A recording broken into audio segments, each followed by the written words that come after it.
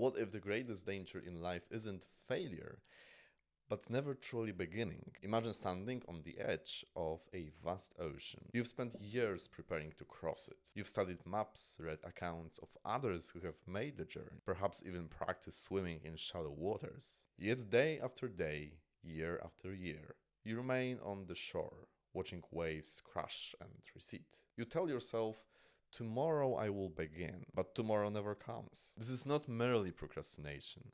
According to one of history's most penetrating philosophical minds, this is despair. The despair of not becoming who you truly are. In a world obsessed with external achievements, Danish philosopher Søren Kierkegaard posed a different question. What if our greatest task isn't climbing social ladders or accumulating possessions, but becoming ourselves? And what if avoiding this task, this confrontation of our own existence, is the source of our deepest anxieties? Today we'll journey into Kierkegaard's profound understanding of human existence, exploring why he believed that not becoming yourself is the most devastating form of despair, and why his insights might be more relevant in our distracted, comparison-driven world than ever before. To understand Kierkegaard's philosophy, we have to understand the man himself first, and the world he inhabited. Born in Copenhagen in 1813, Søren Kierkegaard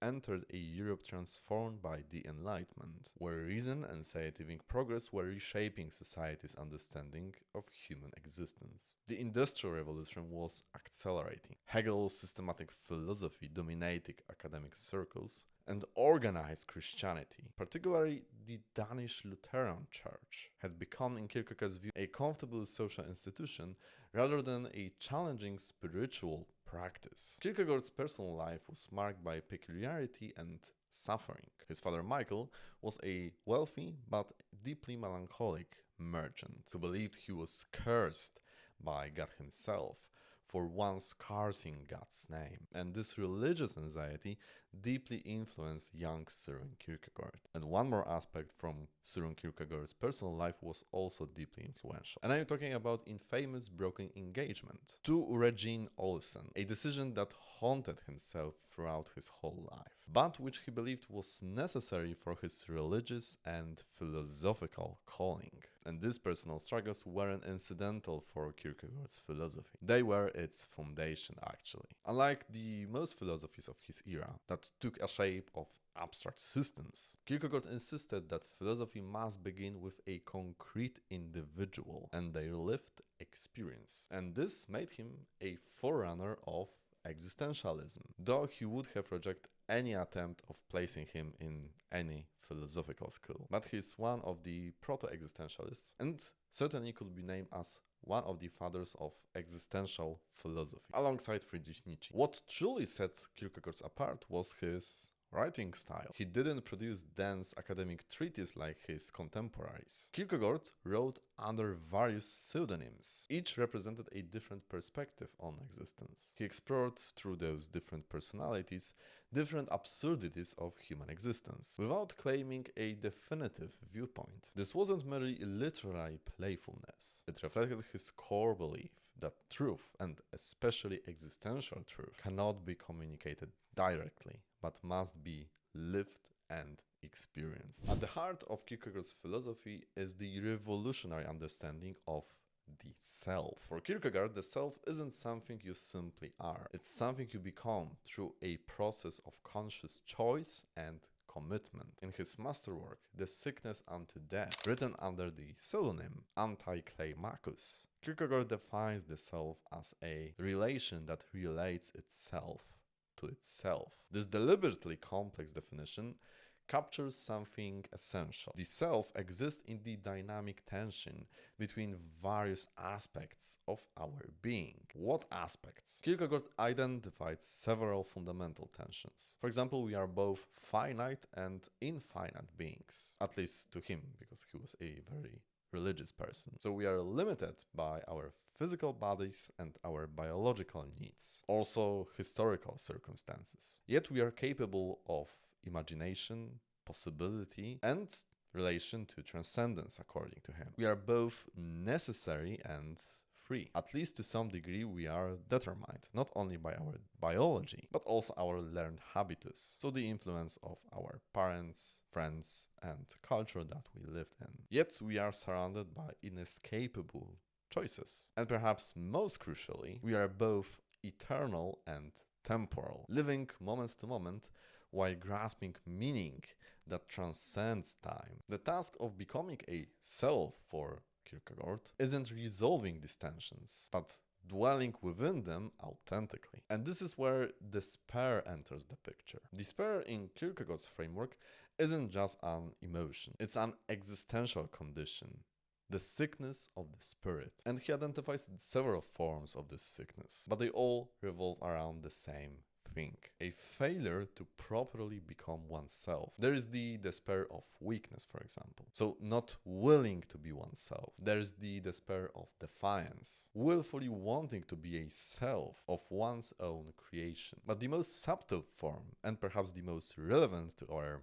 modern condition, is what we might call the despair of passivity, not even recognizing that one has a self to become. This despair often masquerades as contentment. The person lives within social conventions, pursuing approved goals, achieving some kind of social status, perhaps even achieving what we call success. Yet beneath this apparent normality lies an abyss, the failure to confront the ultimate task of our existence. As Kierkegaard writes, the greatest hazard of all, losing oneself, can occur very quietly in the world, as if were nothing at all. How does one overcome this despair? For Kierkegaard, the answer involves an existential leap, what he famously called the leap of faith. And this isn't blind religious commitment, but a profound acknowledgement that the most important truths of existence cannot be proven by objective evidence or logical analysis. They must be embraced by subjective commitment. So Kierkegaard outright three stages, or spheres as he called it, spheres of existence that an individual can progress. First is the aesthetic stage, when one lives for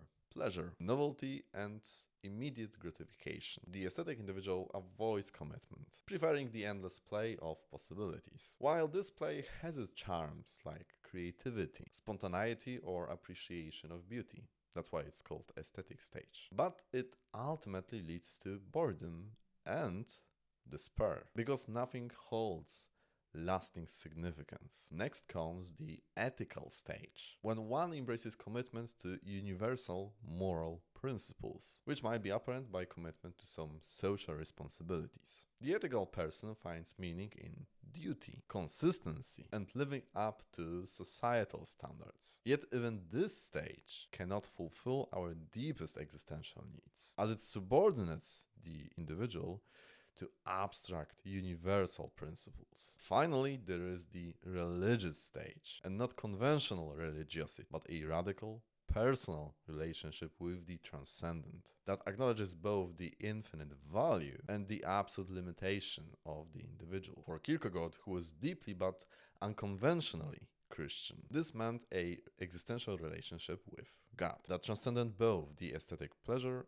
and ethical systems. The movement between these stages doesn't happen gradually or logically. It requires a leap, a decisive commitment made in the face of uncertainty. As Kierkegaard famously wrote, life can only be understood backwards, but it must be lived forwards. We must choose without the certainty that our choice is correct. Let's examine more closely now what Kierkegaard understands by despair. In the Sickness Unto Death, he outlined three fundamental forms. Firstly, the despair of not being conscious of having a self. This is perhaps the most common form. The person who never confronts the question of what it means to have a self at all. They live entirely within social definitions, absorbed in external markers of identity, like occupation, social status, possessions, or roles. They have, in Kierkegaard's words, lost themselves, not by being volatilized in the infinite,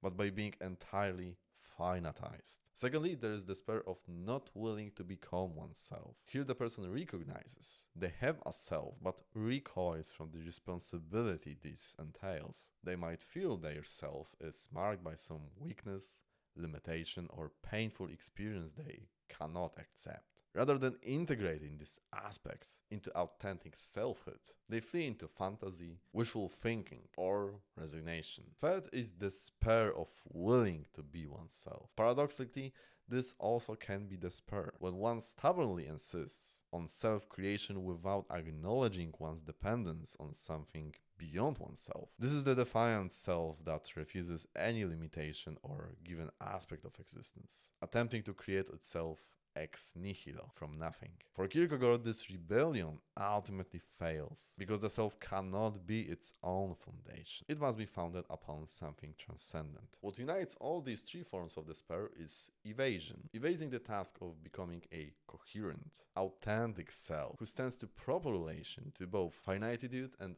infinitude, necessity and possibility, temporality and eternity. Becoming a self, then, means confronting your anxiety, uncertainty, and limitation, rather than fleeing from them. It means making choices that define who you are, while recognizing that no choice can be made with complete certainty. It means embracing your particular existence, with both its possibilities and its constraints. So Kierkegaard diagnosed 19th century with despair. So what would he say about us? Because today's world seems to be designed to avoid authentic selfhood. We live in what sociologists often call liquid modernity. This liquidity represents temporality. So it's a state where everything from a career to relationships to identities have become temporary, flexible, ever-changing, and constantly shifting. Traditional sources of meaning and stability have eroded, while an endless parade of options, distractions, and external validations compete for our attention. Social media is one example. So measuring our worthiness by likes, sharings, and so on. By the way, you can subscribe to my channel if you want. The gig economy transformed our work from a potential source of meaning into a series of transactional hustles. Consumer culture promises with almost any product fulfillment of your life rather than introspection and commitment. And what's the result? A peculiar form of despair. The despair of infinite possibility without commitment. Many of us exist in a state of perpetually becoming without ever arriving. Always keeping some options open. Always pivoting to the next thing.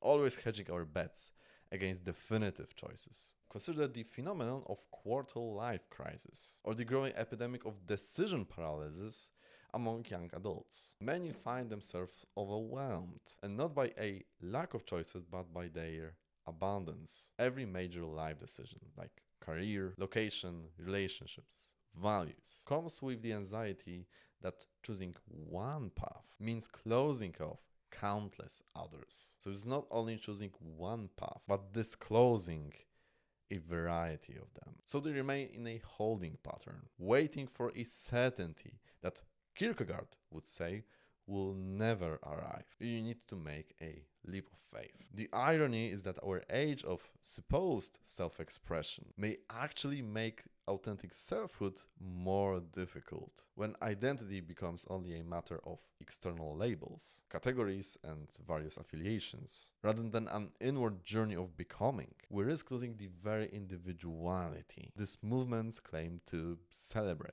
So what would Kierkegaard prescribe from our modern condition? Likely not the retreat from technology or modernity itself, but rather a renewed commitment to inwardness, to create a space of silence and reflection, where the voice of your authentic selfhood can be heard, beneath the cacophony of external demands and distractions. It might encourage us to embrace commitment, and not as a limitation of freedom, but as its fullest expression. So choosing to be committed, choosing while being aware that every choice inevitably involves loss, yet understanding that without choice, there can be no self. To accept anxiety not as something that should be medicated, but as a very signature of human freedom and possibility. And most radically, Kierkegaard might suggest that our deepest fulfillment comes not from self-creation, but from self-acceptance, accepting both our freedom and finitude, both our uniqueness and our dependence of what lies beyond us. So we began at the seashore, watching waves crash against the sand, paralyzed by the vastness of possibility. Kierkegaard would tell us to become ourselves. We must eventually enter the water, and not with the perfect knowledge of what lies ahead, but with the courage to begin the journey nonetheless. And his message echoes throughout 2 centuries already. The greatest danger is not that you will fail to achieve the external success, but that you will fail to become